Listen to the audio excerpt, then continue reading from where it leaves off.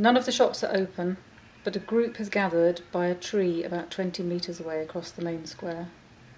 Laura watches them across the glare of the flagstones.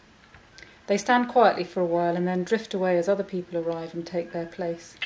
A hush hangs over the group, heavy as the hot air, pulling Laura across the bright square. Two elderly ladies in mourning stand on the left, nearest the tree, and Laura slips into the place between them. Large, blurry photos have been stuck onto a long plank and nailed to the trunk. The group stands a pace back in silence and orderly distance. In front of Laura is a picture of a rubbish heap, or it might be ashes.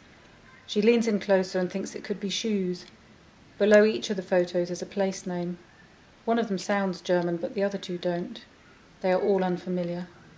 The glue under the photos is still wet, and the paper is wrinkled, and the image is confusing. Laura squints, frustrated and hot in the silent crush. She steps forward out of the group, smooths out the damp creases with her palms, and a whisper sets off behind her and makes its way around the group. The pictures are of skeletons.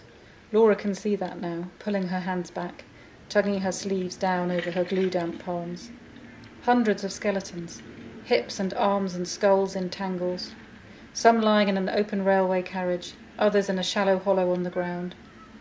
Laura holds her breath, looks away and sees the next picture, hair and skin and breasts. She takes a step back, trapped by the wall of the crowd. People, lying naked in rows, skin thin as paper over bone. Dead people in piles with no clothes on. An old man next to Laura clears his throat.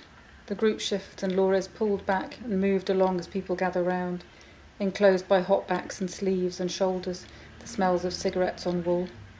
The two old ladies are back alongside Laura, a gentle pressure under her arms, pushing her further along the line of photos to the edge of the crowd.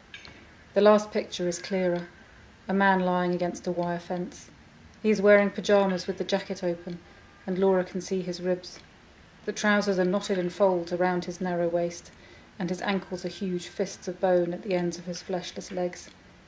The man's eyes are black shadows. His mouth is open and his cheeks are hollow because he has no teeth. The old woman is still moving, gently pushing Laura away from the photos, away from the tree.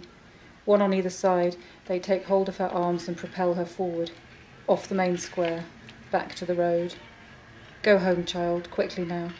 There's nothing here for you to see.